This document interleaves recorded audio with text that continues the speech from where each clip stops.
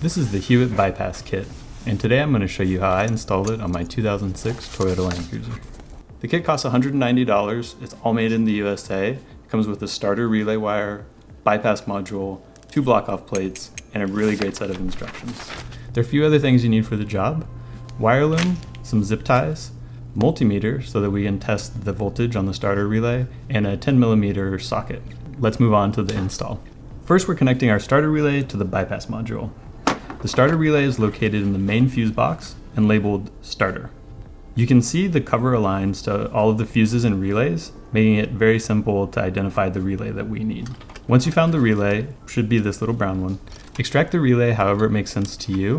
The best way would be to buy a $12 set of relay polar pliers from Amazon, but I didn't have those, so I just took a piece of wire and gently pulled the relay out. Here's what the relay looks like. It has 4 main terminals, 2 large and 2 small. We need to test the 2 smaller terminals to see which one has between 5 and 12 volts when we're starting the car. Wrap the relay wire around the terminal, make sure it's not touching any of the larger terminals, and plug it back in. Set your multimeter to 20 volts with the positive lead inside the relay wire and the negative touching the negative terminal or touching the ground.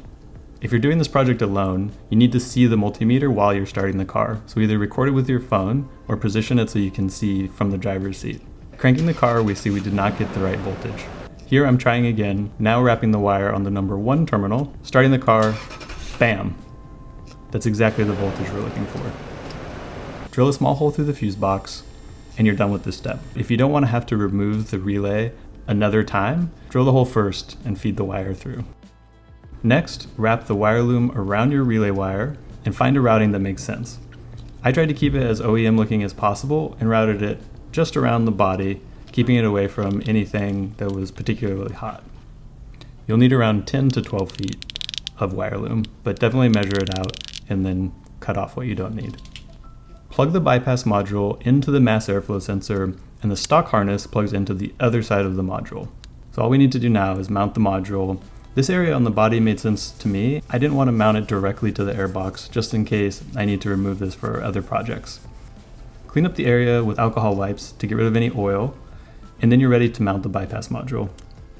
Peel off the tape and make sure you stick it on really well, and then you just need to plug in the relay wire. At this point, we can zip tie everything down and make sure all of the exposed wires are tidy. And that's it for the top part. Now we can move on to installing the block-off plate.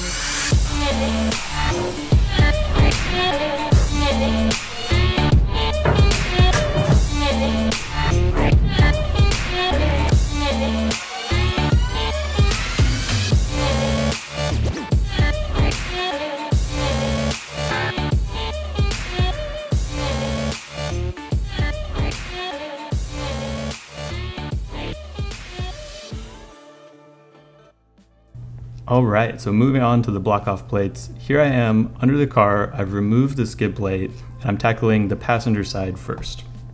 So you can see there are 2 10mm nuts. They only need to be loose enough to slide in the block-off plate, so don't take them all the way off. As I mentioned, it's a tight fit, so make sure that you have a small ratchet or a small wrench. I didn't have any trouble getting mine off. If your Land Cruiser has a lot of rust, you might want to spray these with a penetrating lubricant overnight to make it a little easier. So here I'm doing the same thing on the driver's side. You can see I'm able to just reach up and pull the pipe away and slide the block-off plate in. I didn't need to use a wedge or a wrench to kind of pry that away. Tighten everything down. I could not find the torque specs for these anywhere. If you happen to know, definitely drop it down in the comments. I just made sure that they were snug, not overly tight because I didn't want to break these off.